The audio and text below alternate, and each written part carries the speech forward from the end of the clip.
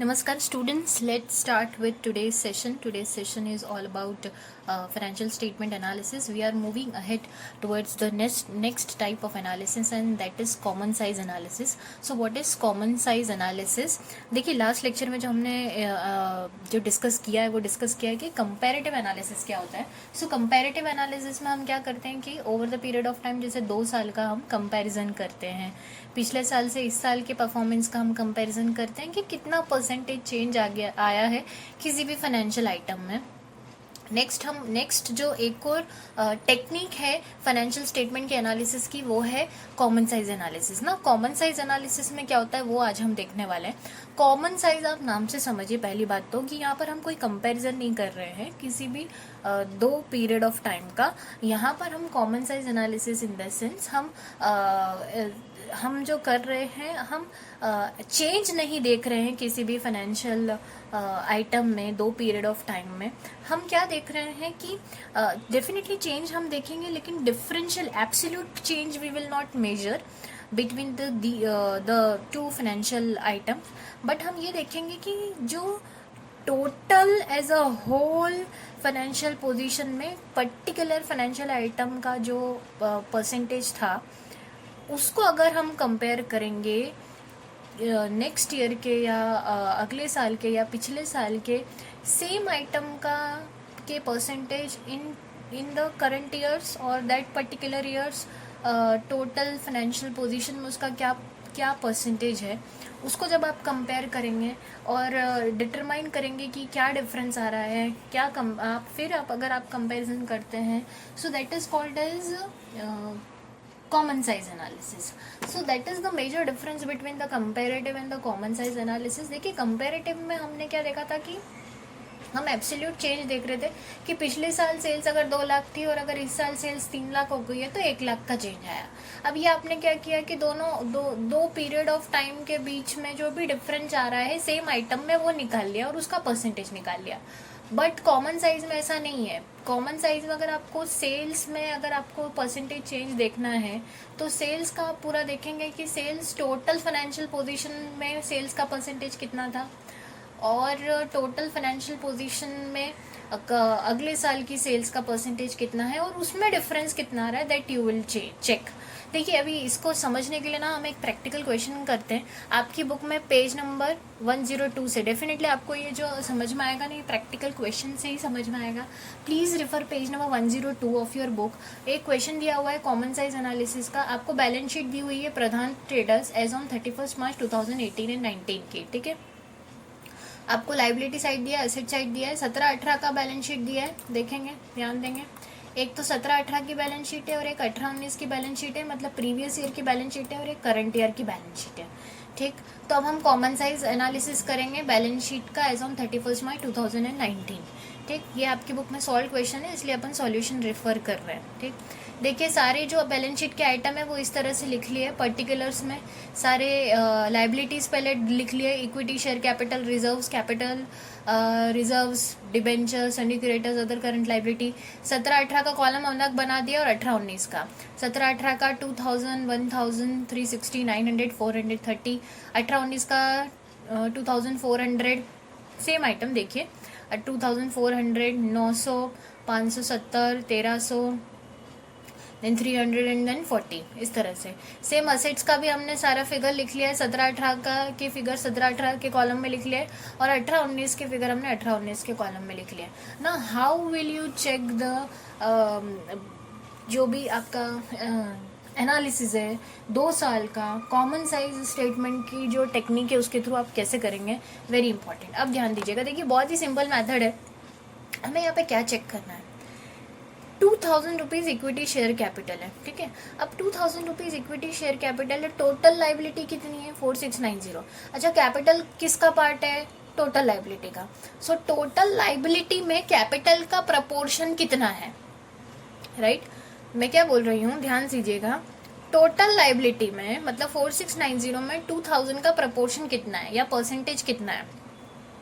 अगर वो हम निकालना चाहे तो कैसे निकालेंगे. देखिए मैंने यहाँ पे एक आपके लिए एक बना रखा है.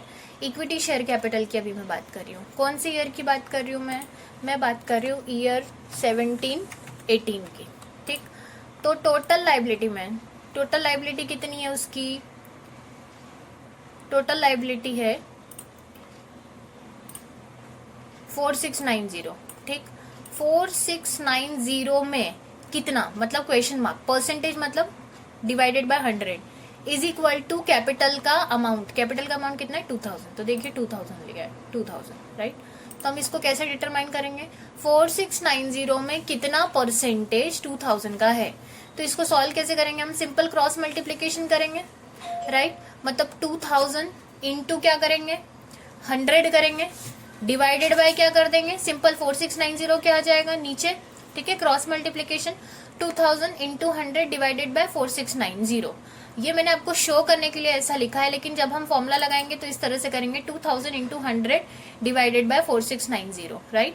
तो कितना आएगा आपका आंसर 42.64392 परसेंटेज। अच्छा ये चीज ध्यान दीजिएगा कि ये वाला अब जो आ रहा है ना आपका आंसर, ये आपका आ रहा है परसेंटेज में आ रहा है, ठीक। मतलब 42% टोटल लाइबिलिटी में किसका है, कैपिटल का है। नेक्स्ट जनरल रिजर्व की बात करते हैं। जनरल रिजर्व का अमाउंट कितना है, ये हो गया, ठीक, 42.64 देखिए आ रहा है, 42.64 आ रहा है सॉल्यूशन में। अब हम बात करते हैं जनरल रिजर्व की।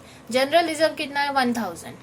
अगेन हम चेक करेंगे कि टोटल लाइबिलिटी में जनरल रिजर्व का परसेंटेज कितना है, तो कैसे करेंगे, 4690 का कितना, मतलब क्वेश्चन मार्क, परसेंटेज मतलब divided by 100 is equal to 1000 क्योंकि जनरल रिजर्व का अमाउंट है, ठीक, 1000 है। तो इसको कैसे सॉल्व करोगे, अगेन सेम क्रॉस मल्टीप्लीकेशन करो, 1000 इंटू 100, ये 100 ऊपर जाके इंटू में हो जाएगा और 4690 डिवाइड में आ जाएगा नीचे, तो कितना आ रहा है 21.32 परसेंटेज। देखिए इसको 1000 इंटू 100 डिवाइडेड बाय 4690 करेंगे, ठीक, तो कितना परसेंटेज आ रहा है 21% ऑलमोस्ट। मतलब टोटल लाइबिलिटी में जनरल रिजर्व का परसेंटेज कितना है 21। आगे बात करते हैं कैपिटल रिजर्व की। कैपिटल रिजर्व कितना है, ये आ गया आपका 21.32%। कैपिटल रिजर्व कितना है 360 है। 360 अगेन कितने, 360 कितना प्रोपोर्शन है टोटल लाइबिलिटी में वो देखेंगे। टोटल लाइबिलिटी कितना है 4690। 4690 का कितना परसेंटेज, क्वेश्चन मार्क, रेट के लिए क्वेश्चन मार्क लिखा है, डिवाइडेड बाय 100, परसेंटेज के लिए divided by 100 is equal to 360, मतलब कैपिटल रिजर्व है। तो क्या करेंगे, again cross multiplication, 360 into 100 divided by 4690, देखिए मैंने किया है 360 इंटू 100 डिवाइडेड बाय 4690, कितना आ रहा है 7.67%। टोटल लाइबिलिटी में कैपिटल रिजर्व का परसेंटेज है 7.67%, राइट। तो देखिए आपका सॉल्यूशन में आ रहा है क्या 7.68% आ रहा है, उन्होंने राउंड ऑफ किया है, राइट, ये भी आ गया। डिबेंचर्स का देखते हैं कितने 900। अगेन वैसे ही देखेंगे टोटल लाइबिलिटी में 4690 into 100 divided bye into percentage divided by 100, कितना परसेंटेज है इसके लिए, इक्वल टू 900 है। तो 900 into 100 divided by 4690, 900 into 100 divided by 4690, 19.18977। तो देखिए यहाँ पर आ रहा है 19.19% आपका डिबेंचर का परसेंटेज है टोटल लाइबिलिटी में। सेम वैसे ही अगर हम देखेंगे सन्ड्री क्रेडिटर्स कि 4690 का कितना परसेंटेज 400 मतलब क्रेडिटर्स है, तो क्या करोगे 400 इंटू 100 डिवाइडेड बाय 4690, कितना आ रहा है 8.5287 समथिंग कुछ तो आ रहा है। तो ये देखेंगे यहाँ पर क्रेडिटर देखिए 8.53% आ रहा है, राइट, करेक्ट। सेम वैसे अपन अदर करंट लाइबिलिटीज का भी निकाल लेंगे कि 4690 में कितना परसेंटेज है 30 का, तो आप कैसे निकालोगे, अभी मैं निकालती हूँ क्या करंट लाइबिलिटी। अब मैं डायरेक्टली फॉर्मूला लगा रही हूँ, ठीक है। अब आई होप आपको क्रॉस मल्टीप्लिकेशन का मतलब समझ में आ गया होगा। इक्वल टू कितना है 30 है ना, 30 इंटू 100 डिवाइडेड बाय 4690, मतलब 4690 का कितना परसेंटेज 30 है, तो कितना आ रहा है 0.63 आ रहा है। देखिए 0.64 आ रहा है, यहाँ पे उन्होंने राउंड ऑफ कर दिया है,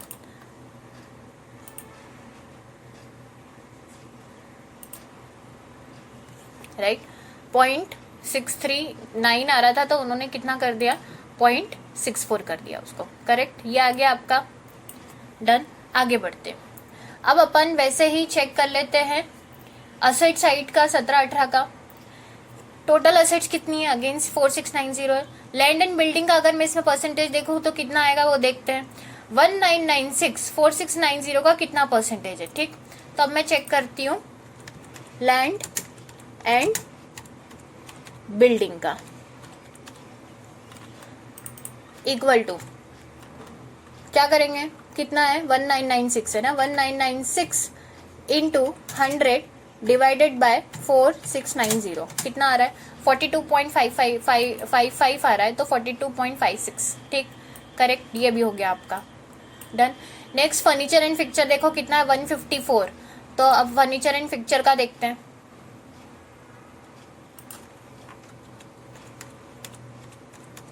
फर्नीचर का अगर हम देखेंगे तो इक्वल टू कितना है, फर्नीचर का अमाउंट है 154 है, 154 इंटू 100 डिवाइडेड बाय 4690 कितना आ रहा है 3.28 आ रहा है क्या, आ रहा है 3.28 डन। इस तरह से ये निकाला है। सेम अब वैसे ही अपन क्या करते हैं, इसका भी निकाल लेते हैं। इन्वेस्टमेंट का कितना है 600 है,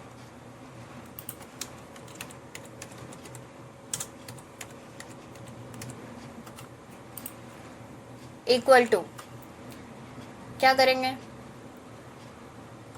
600 इंटू 100 डिवाइडेड बाय 4690 करेंगे, कितना आ रहा है 12.79, तो 12.79 देखिए आ रहा है यहाँ पर, ये रहा इन्वेस्टमेंट का डन। नेक्स्ट क्या है स्टॉक का, स्टॉक का कितना है 640 है, स्टॉक का निकाल लेते हैं। क्या करेंगे equal to 640 into 100 divided by 6490 करेंगे, कितना आ रहा है 9.86, देखिए 9.13 पॉइंट आ रहा है। Is there some mistake I have made, हाँ 4690 है ये 46, I have done some typing mistake, ध्यान रखिएगा 4690 13.64% आ रहा है, देखिए आ गया 13.65% डन। स्टॉक हो गया। डेटर्स कितना है 900, डेटर्स का देखते हैं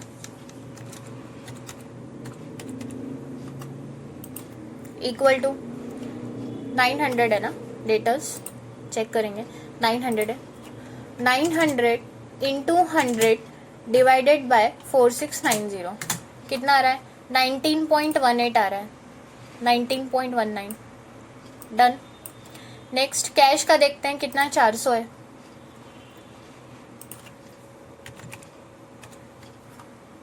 equal to 400 into 100 divided by 4690 8.528 आ रहा है, देखिए आ रहा है 8.528 8.53% डन।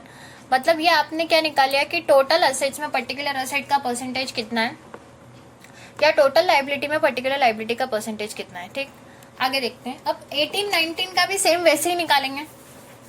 ठीक, अब 18-19 का देखते हैं। से हियर आई एम स्टार्टिंग 18-19 का, 18-19 का again same equity share capital का मैं देखूं,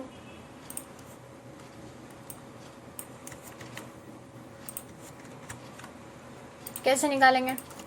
इक्वल टू कितनी है 18-19 की 2400 है, टोटल कैपिटल कितनी है 5510, तो 5510 में कितना परसेंटेज 2400 का है। ठीक है, equal to 2400 into 100 divided by यहाँ पे हम क्या करेंगे 5510 कितना आ रहा है 43, देखिए आ रहा है 43.56 डन। नेक्स्ट 900 का 900 कितना परसेंटेज है 5510 का, वो देखते हैं क्या है, वो जनरल रिजर्व है।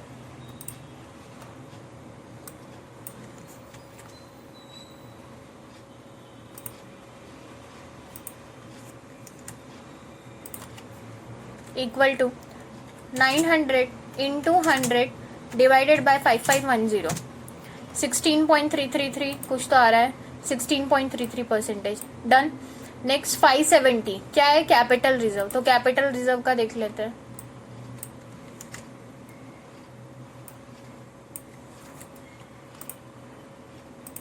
इक्वल टू कितना है कैपिटल रिजर्व 570 है। 570 इंटू 100 डिवाइडेड बाय 5510 कितना आ रहा है? 10.34483 आ रहा है, 10.34 आ रहा है। डन, ये भी हो गया। नेक्स्ट हम देखते हैं डेटर क्या है आपके डिबेंचर्स है, कितना है? 1300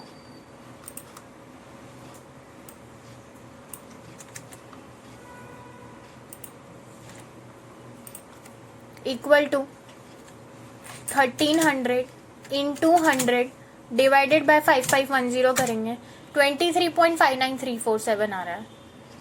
तो देखिए आ रहा है क्या? 23.5। यस, आ रहा है 23.5। डन। नेक्स्ट हम देखते हैं 300 क्या है आपका, वो चेक कर लेते हैं। क्रेडिटर्स है, डिबेंचर्स के बाद क्या है? क्रेडिटर्स।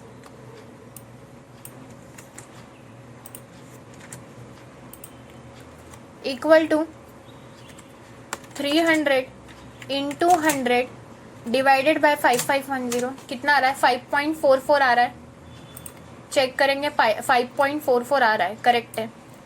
अदर करंट लाइबिलिटीज कितनी है? 40, वो देख लेते हैं।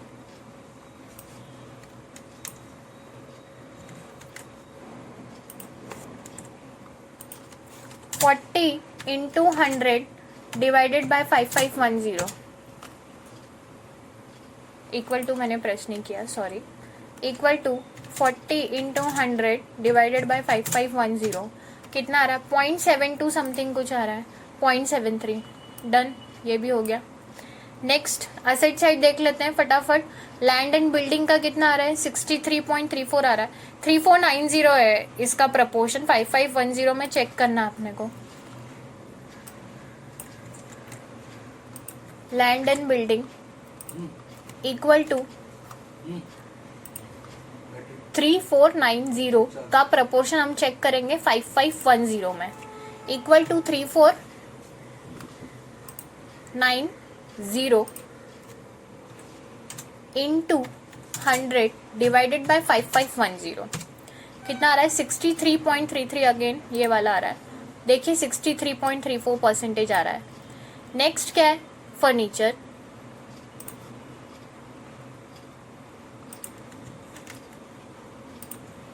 फर्नीचर का कितना है अमाउंट?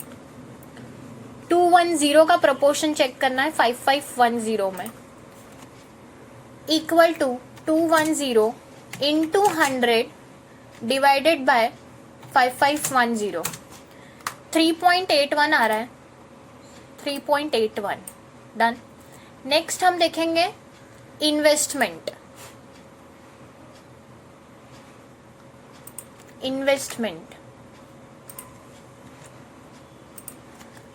इक्वल टू इन्वेस्टमेंट का अमाउंट कितना है? 500 का प्रपोर्शन चेक करना है 5510 में,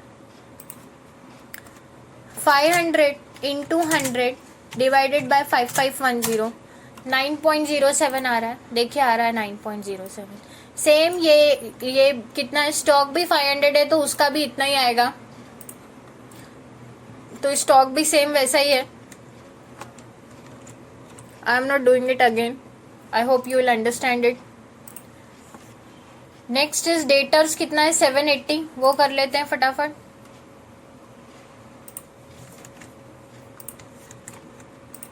इक्वल टू कितना है? 780 है। 780 इंटू 100 डिवाइडेड बाय 5510 कितना आ रहा है? 14.1560 आ रहा है, देखिए आ रहा है क्या? 14.16। Yes, it is coming. Next क्या है? कैश चेक कर लेंगे। कैश इक्वल टू, कैश कितना है? 30 है। 30 इंटू 100 डिवाइडेड बाय 5510 0.544 समथिंग कुछ तो आ रहा है, 0.54 आ रहा है। Yes, done.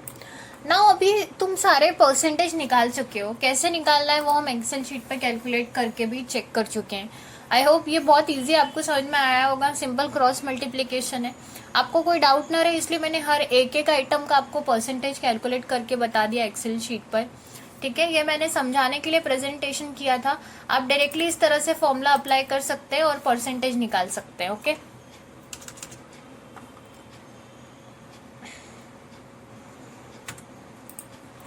अब हम इसका एनालिसिस करते हैं। ये सारे परसेंटेज हम निकाल चुके हैं। Now let's see the analysis part और द इंटरप्रिटेशन पार्ट। देखेंगे इंटरप्रिटेशन पार्ट को किस तरह से हम इसे एक्चुअली कंपेयर करेंगे। ठीक है, in 2018-19 both the current assets and the current liabilities have decreased as compared to 17-18. now notice करेंगे current assets and current liability का अगर तुम देखोगे तो करंट असेट्स देखिए 17-18 में कितनी थी। करंट असेट कौन कौन सी है, एक तो स्टॉक है, डेटर्स है, कैश बैंक है, ये तीन है। पिछले 17-18 में कितना था, ये 17-18 में ये था 13, 19 और 8 इन टर्म्स ऑफ परसेंटेज। ठीक है, और अगर तुम 18-19 में चेक करोगे ये सारी करंट असेट कितनी है वो देखो कितनी हो गई है, 9 पॉइंट समथिंग, 14 और 0.54। मतलब सारी ही करंट असेट का जो परसेंटेज है या जो अमाउंट है या जो लेवल है वो एज कंपेयर टू 17-18 क्या हो गई है, कम हो गई है। करंट लाइबिलिटी का देखो, करंट लाइबिलिटी 17-18 में कितना था, 0.64, और यहाँ पर भी क्रेडिटर्स भी करंट लाइबिलिटी है। हाँ, तो 17-18 में कितना था, 8.53, और 18-19 में कितना हो गया है, 5.4, और ये हो गया है 0.73। तो current assets and current liabilities have decreased as compare to 17-18, but decrease in current asset is more than the decrease in current liabilities. यहाँ पर ध्यान दो, ये 13 से सीधा कितना हो गया, 9, मतलब कितना डिफरेंस है, 10, 11, 13 3% का। ये 19 से 4 हो गया है, मतलब कितना डिफरेंस है, 15, 16, 17, 18, 19, 15, 16, 17, 18, 19, मतलब 5, ऑलमोस्ट 5% का डिफरेंस है।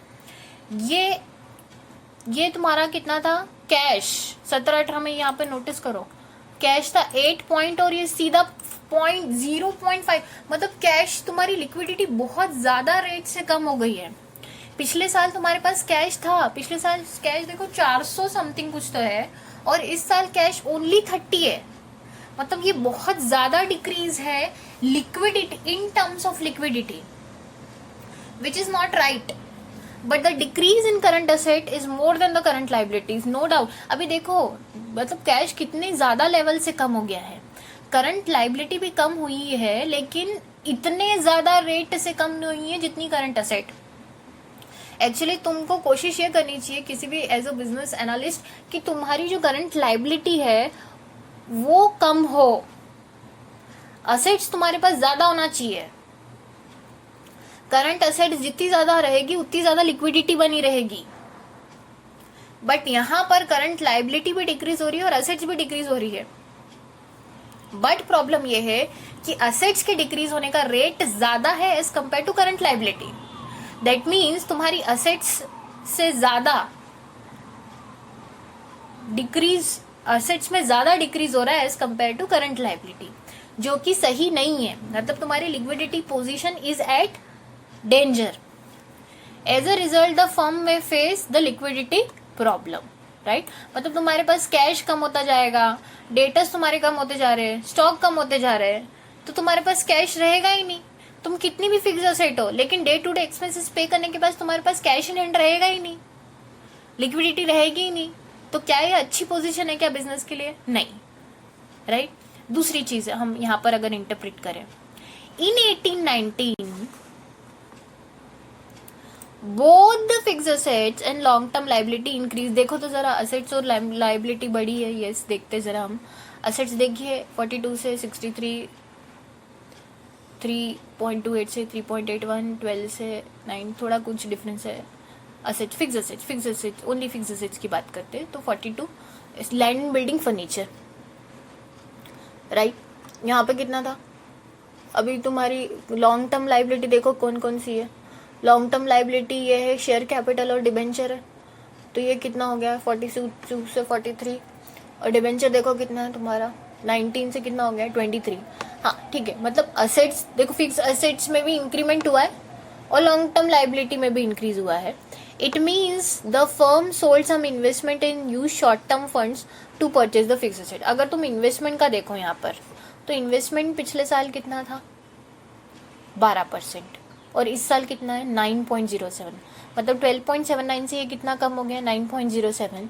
और तुम्हारी असेट्स का परसेंटेज बढ़ा है, फिक्स असेट्स का, और लॉन्ग टर्म लाइबिलिटी का परसेंटेज भी बढ़ा है, right.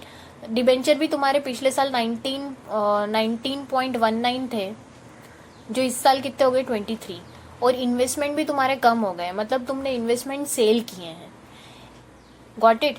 The increase in fix asset is more than the increase in long term liability. हाँ देखो यहाँ पे अगर तुम नोटिस करो तो तुम्हारी ये डिबेंचर 19.19 से ओनली 23 हुए हैं, पर तुम्हारा यहाँ पे जो लैंड एंड बिल्डिंग है वो सीधे सीधे 42 से कितना बढ़ गया है 63. ऑलमोस्ट 20% इंक्रीज है. एम आई राइट? ऑलमोस्ट कितना परसेंटेज इंक्रीज है 20% इंक्रीज है, राइट. इसका मतलब ये हुआ. और देखो इन्वेस्टमेंट भी बिक गए हैं.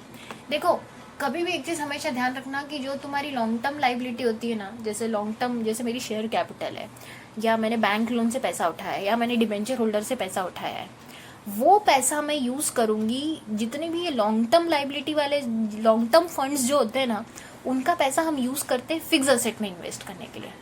काय में इन्वेस्ट करने के लिए? फिक्स असेट में इन्वेस्ट करने के लिए. सो अगर मैं देखूं तो मेरी लॉन्ग टर्म लाइबिलिटी बढ़ी है, माना बढ़ी है, लेकिन उतने ज्यादा रेट से नहीं बढ़ी है जितने ज्यादा रेट से मेरी फिक्स असेट बढ़ी है. मतलब मैंने फिक्स असेट में पैसा कहाँ से लाया है? सिंपल सी बात है, मेरे इन्वेस्टमेंट कम हो गए हैं. इसका मतलब ये हुआ है कि मैंने इन्वेस्टमेंट को बेचकर कुछ पैसा ऐसा है जो मैंने ये लैंड एंड बिल्डिंग या प्लांट एंड मशीनरी ऐसी आइटम्स में लगाया है. कभी लैंड एंड बिल्डिंग में एकदम इंक्रीज हुआ है. Got it? बात समझ में आ रही है? It means the firm sold some investment and used short-term funds to purchase the fixed assets. एक चीज और समझ में आई है हमें, क्योंकि करंट लाइबिलिटी से ज्यादा तुम्हारी करंट असेट्स कम हुई है. मतलब तुमने वर्किंग कैपिटल की जो मनी है ना, जो शॉर्ट टर्म फंड है तुम्हारे, वो तुमने असेट्स में इन्वेस्ट कर दी है, क्योंकि तुम्हारी फिक्स असेट्स तो बढ़ी है. देखिए असेट्स बढ़ना तो बहुत अच्छी बात है, नो डाउट, बट मेरा ऐसा मानना है कि वर्किंग कैपिटल फंड्स का जो पैसा है वो आपको शॉर्ट टर्म लाइबिलिटी पे करने के लिए यूज करना चाहिए. इन्वेस्टमेंट ऑलरेडी कहीं कुछ आपने कर रखे हैं, वो आपने सेल करके एसेट खरीदी है, ठीक है, इट इज गुड. अगर आपको लग रहा है कि वो जो इन्वेस्टमेंट है वो हमें ज्यादा कुछ रिटर्न फ्यूचर में देने वाले नहीं है, और अभी नो प्रॉफिट नो लॉस में या फिर कम प्रॉफिट में अभी हम उसको सेल करके उसका पैसा दूसरी एसेट में अगर हम इन्वेस्ट कर देते हैं, तो it is fair enough. But बात समझने की है ये है कि आपका फाइनेंशियल पोजीशन का interpretation should be in such a manner कि आपको पता चले कि वेदर पिछले साल से इस साल में फाइनेंशियल पोजीशन में इम्प्रूवमेंट है या नहीं है.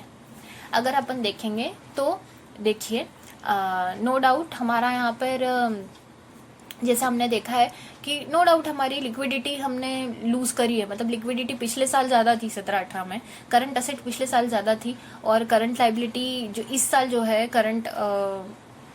करंट असेट जो इस साल है वो कम हो गई है. मतलब लिक्विडिटी लूज करी है. बट साइमल्टेनियसली अगर आप देखोगे तो लाइबिलिटी में इंक्रीज है, लेकिन इतने ज्यादा रेट से नहीं है. मतलब ऐसा नहीं है कि हमारी बहुत ज्यादा लॉन्ग टर्म लाइबिलिटी या करंट लाइबिलिटी बढ़ गई है. मतलब ऐसा नहीं है कि हमारे पास फंड ही नहीं रहेंगे, या हमारे पास प्रॉफिटेबिलिटी इतना नहीं रहेगा, या हम इंसॉल्वेंट हो जाएंगे. नहीं, ऐसी स्थिति अभी तक नहीं आई है. ये एनालाइज करके हमें ये पता चल रहा है, राइट. और ये सबसे अच्छी बात, आपकी फिक्स एसेट आपने बहुत अच्छी बढ़ा ली है. कुछ भी हो, अगर आपके पास लाइबिलिटी है या शॉर्ट टर्म भी है, तो आप असेट बेचकर कहीं से भी आप आपके लॉन्ग टर्म लाइबिलिटी को पे ऑफ कर सकते हो, क्योंकि आपके पास फिक्स एसेट बल्क में है, राइट. तो but decision making is very important. आपको डिसाइड करना है कि आपको जब लॉन्ग टर्म असेट में या फिक्स एसेट में इन्वेस्ट करना है, तो try to do it from long term funds. Properly manage करें आप वर्किंग कैपिटल को. मतलब करंट असेट और करंट लाइबिलिटी के बीच में प्रोपोर्शन बहुत अच्छी तरह से मैनेज होना चाहिए, ताकि आपकी लिक्विडिटी प्रॉपरली बनी रहे. बट ओवरऑल अगर अपन देखेंगे तो इट इज ओके पोजीशन. मतलब financial position is okay of this company. ऐसा नहीं, it is not the worst. It is satisfactory. तो देखिए उन्होंने लिखा है कि the overall financial position of the firm is satisfactory but it should improve it's liquidity. सिर्फ लिक्विडिटी पे उन्होंने स्ट्रेस दिया है कि अगर हम यहाँ पर हम कंपेयर कर रहे हैं या कॉमन साइज एनालिसिस कर रहे हैं तो हमें ये पता चल रहा है कि लिक्विडिटी पे इनको काम करना चाहिए और वो कैसे इम्प्रूव करे उससे रिलेटेड इनको डिसीजन लेना चाहिए। बाकी सब तो ठीक है, ओवरऑल फाइनेंशियल पोजीशन सेटिस्फैक्ट्री है। Okay, so this was our solved problem related to common size analysis.